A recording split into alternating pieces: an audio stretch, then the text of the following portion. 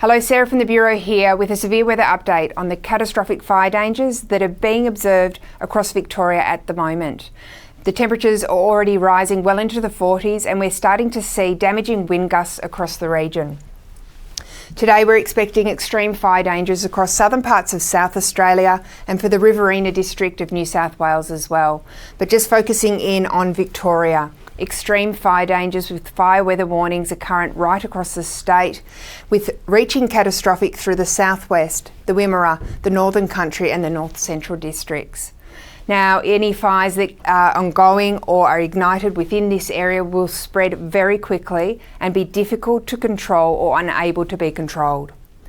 It's a very hot day that's contributing to these fire dangers, with maximum temperatures in the low to mid 40s extending all the way from Melbourne up through the interior. In fact, for the Melbourne metro area, forecasting maximum temperatures between 43 to 45 degrees.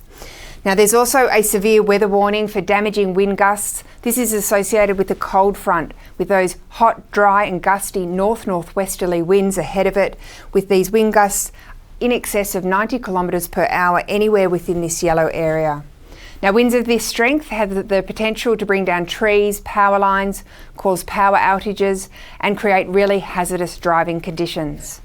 In addition to that, there's also severe thunderstorms that are possible, again associated with that cold front, extending from South Australia all the way down into Victoria, but are most likely throughout central and western parts of Victoria.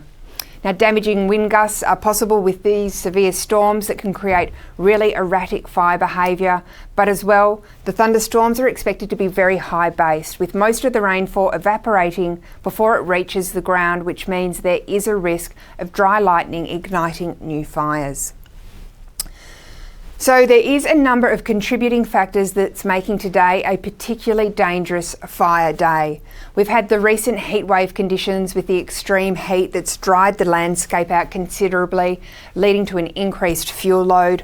Plus as well, we've got the dry lightning potentially igniting new fires and a wind change. Now, wind changes are notoriously difficult to fight fires in and create really erratic fire behaviour, but as well we have those damaging wind gusts as well. So I thought I'd show you the wind change and where to expect it across the region. So here it is with this blue line. We're expecting it to push into southwestern parts of Victoria during the early afternoon, and then a line generally reaching between Mildura and Melbourne by the early evening. As we head into this evening, it moves eastward into northern country of Victoria and also skirts across the southern coast of Gippsland as well. We're not expecting it to reach the northeastern fire districts until tomorrow morning though. As we head into tomorrow, there'll be much cooler conditions behind the cold front, with maximum temperatures in the mid-20s for Victoria and also for southern parts of South Australia, but that heat really does contract into eastern parts of New South Wales. In fact, tomorrow is expected to be the hottest day this week for Sydney, forecasting a maximum of 42 degrees, but even warmer about those western suburbs.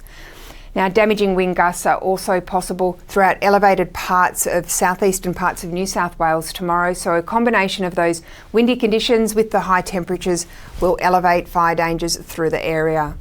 So we're forecasting extreme fire dangers, including across the Sydney metropolitan area, with fire weather warnings to be issued, but as well some extreme fire dangers through eastern parts of Tasmania too.